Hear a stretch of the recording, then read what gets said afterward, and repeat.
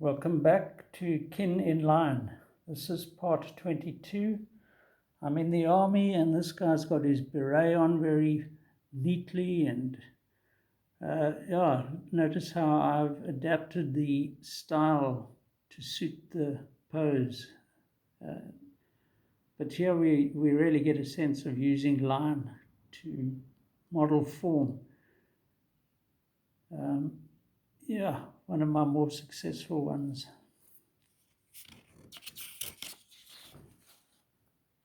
This section of my proposed book that never came to fruition would have been about the characters I encountered in the army. This is just a smattering of them.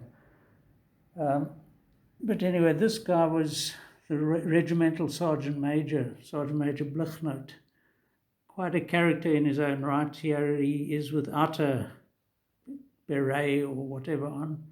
Big body, big presence. I don't think he was that tall, but he strutted around like a real cock of the walk, And yeah, he's chatting to some of his fellow officers and NCOs.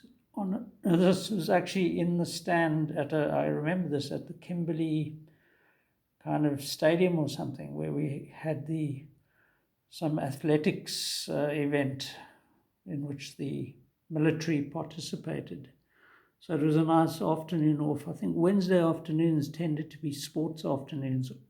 If you didn't do sport, you basically had the afternoon off. And that tradition continues in South Africa. People go playing golf on a Wednesday afternoon. It's quite bizarre. Anyway, again, just a few lines capturing the essence of these guys. I mean, yeah.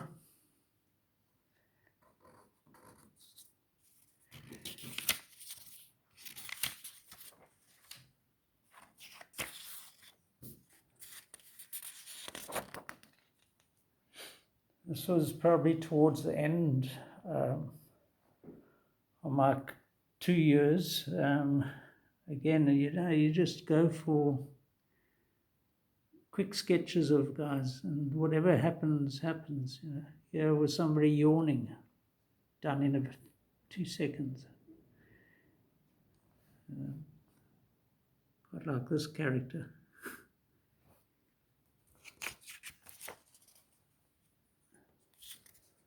And here's a pensive-looking chap.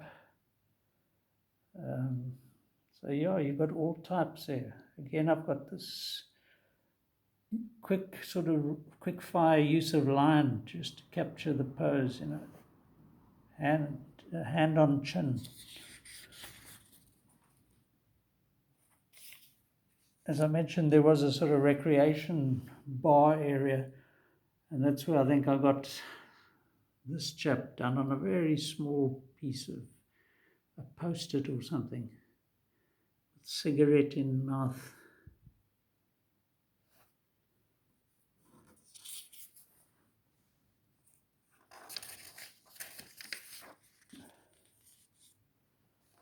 All sorts of characters. This guy looks quite intense. But can you imagine my having done something like that at art school? It wasn't going to happen.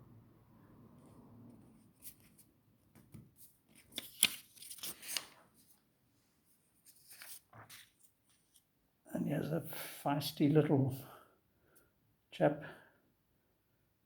Probably went on to be a very good soldier, Compact little figure. Look at those naughty face.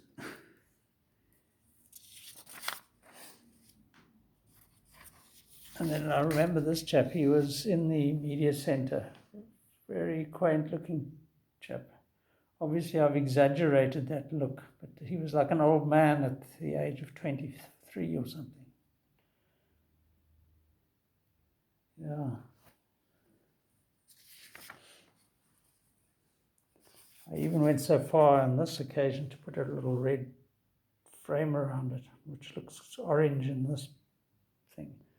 But yeah, one of my better attempts, these two I think were also in the media center, maybe in a different section to us. yeah, I can just tell by looking at them, and I do remember them. These chaps were definitely Afrikaans. Look at that profile. I mean, that guy's alive. To me, he's alive. He's saying something. He's breathing.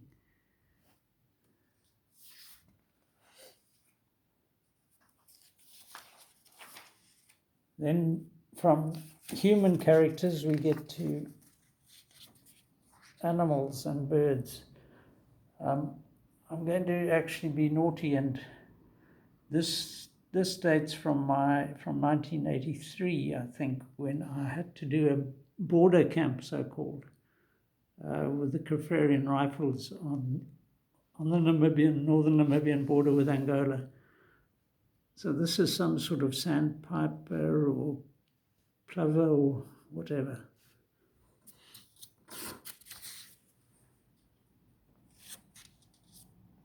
And a cat.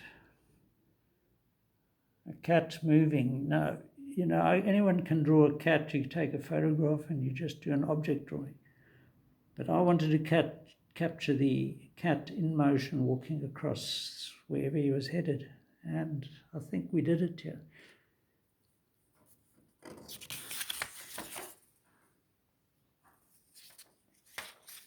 And nog a cat. 2 cats. Again, just these are living creatures. These aren't static, completed cats, photographic sort of replicas.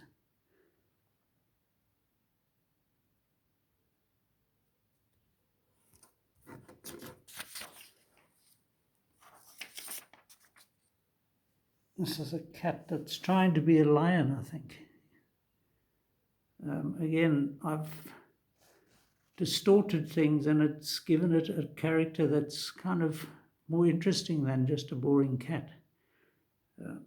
So although you can see it's a cat, it's also just an interesting drawing.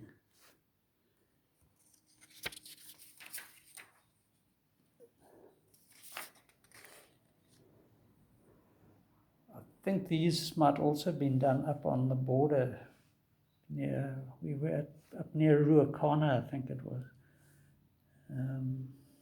So I'm not sure what sort of birds these are, but they could be lovebirds.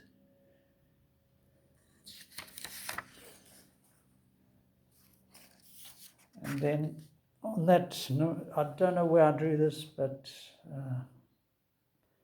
some sort of goat, I think.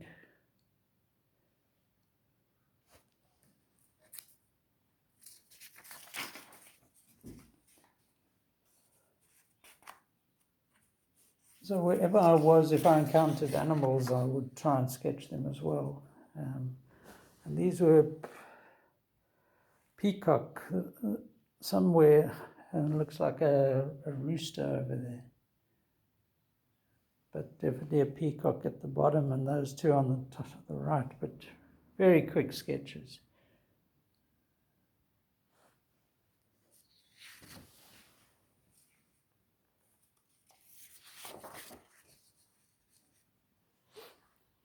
Another peacock sort of walking across over there. 2 heads, of course. Here's one seated with those long trailing tail feathers. Some sort of duck. I should know what kind that is, but yeah.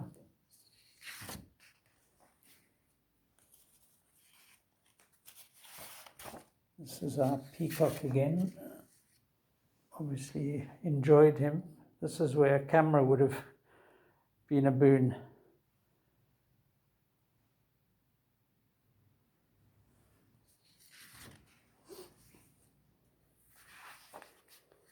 Now this one actually has me confused. I can't remember where I would have done this drawing.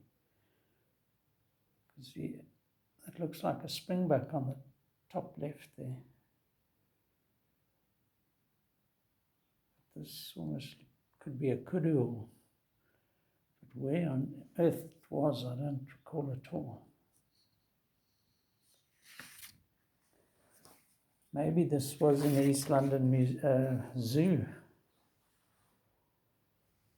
I don't recall going there until my kids were big enough to be taken there.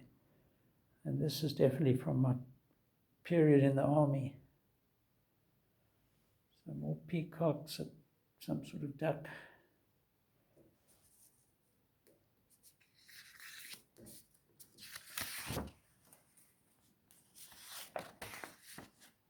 And more again.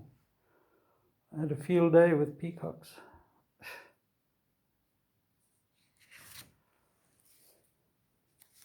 And then in the army, we went to a place called Jan Kempdorp and onto a farm there. And I managed to draw quite a few interesting,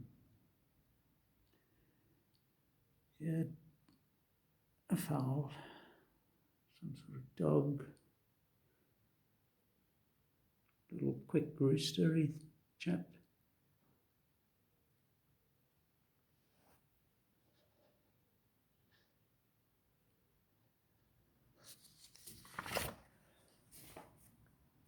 Right. Animals. That was the animals. Oh, we've done our guard, a section on standing guard, but these are from that first period in Ladysmith. And this was the famous tea urn that followed us wherever we went and was such a godsend. Tea urn, sweet, sweet tea and Omar rusks. They would arrive at about 10 a.m., I guess. And that's also what made life worth living. Yeah. But on this occasion, it was during guard duty. And here we have a chap sleeping between doing his shifts, boots still on, covered in a blanket or something.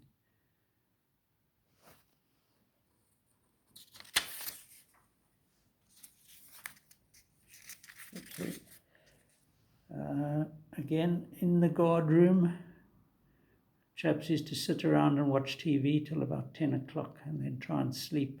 Didn't get much sleep of an evening.